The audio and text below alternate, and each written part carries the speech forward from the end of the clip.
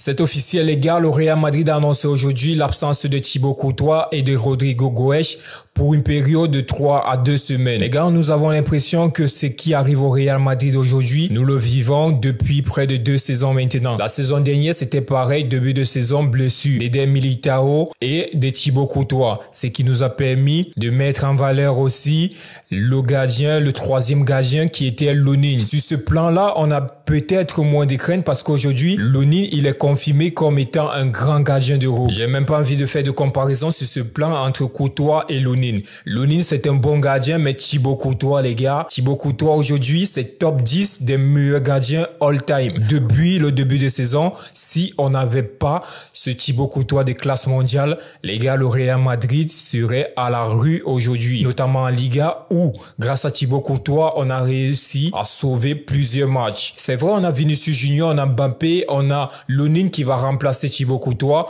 mais les gars, c'est pas pareil. Maintenant que Rodrigo est blessé, Carlo Ancelotti devrait repasser sur son 4-4-2 avec son milieu en losange, notamment avec Tchouaméni en 6, Camavinga et Valverde en milieu relayeur et Jude Bellingham en milieu offensif. Les gars, l'attaque sera composée comme d'habitude de Vinicius Junior et de Kylian Mbappé. Aujourd'hui, le point fort du Real Madrid, ce sont les individualités de ces joueurs. Kylian Mbappé, Vinicius Junior, ces joueurs-là ont la capacité de débloquer des matchs seuls, même lorsque l'équipe est moins bonne. C'est vrai, la saison dernière, nous avons joué avec ce système tactique, le 4-4-2 avec ce milieu en losange, qui nous a parfaitement aidé parce qu'on avait un Rosselló de classe mondiale la saison dernière. À côté, il y avait Vinicius, les gars, qui prenait tous les ballons lorsque Rosselló jouait comme pivot. Cette saison au Real Madrid, il n'y a pas ce joueur-là avec le profil de Rosselló qui va jouer comme pivot ou alors comme point de fixation pour les joueurs comme Bellingham ou alors Vinicius lorsqu'il prend la vitesse. Ça peut être un manque crucial pour le Real Madrid parce que ces dernières semaines, nous avons vu un Kylian Mbappé qui n'était pas à l'aise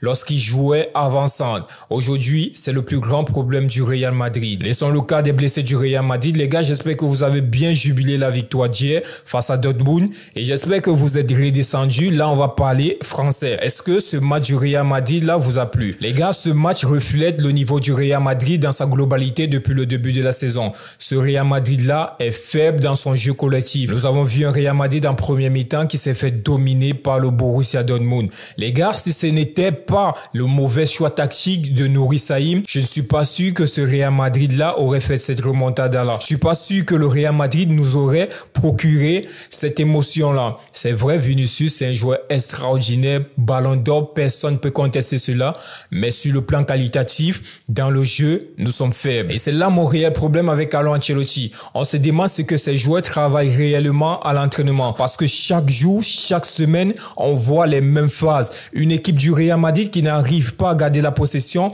et qui se remet à Vinicius ou à Mbappé ou à une frappe de Valverde. Les gars, on sait que le Real Madrid n'a jamais joué du tiki-taka, n'a pas été une équipe qui va avoir 90% de possession. Ça, c'est pas le jeu du Real Madrid et ça, c'est bien depuis. Mais les gars, au minimum, les gars, proposez-nous un style de jeu où on va voir des milieux de terrain alignés 5-6 passes et on va voir un Arda Güler ou alors un Jude Bellingham terminer meilleur passeur de Liga ou de Champions League. Ça fait combien d'années on a pu vu un milieu de terrain du Real Madrid depuis Mesut Özil en 2013 terminer meilleur passeur de Liga ou alors de Champions League? Je ne doute pas, je ne remets pas en cause les capacités de Camavinga, Tchouaméni ou alors Jude Bellingham ou Valverde, mais ils n'ont pas cette finesse-là. Ils n'ont pas cette finesse de Kroos, ils n'ont pas cette finesse de Modric, ils n'ont pas cette finesse de Mesut Özil, les gars.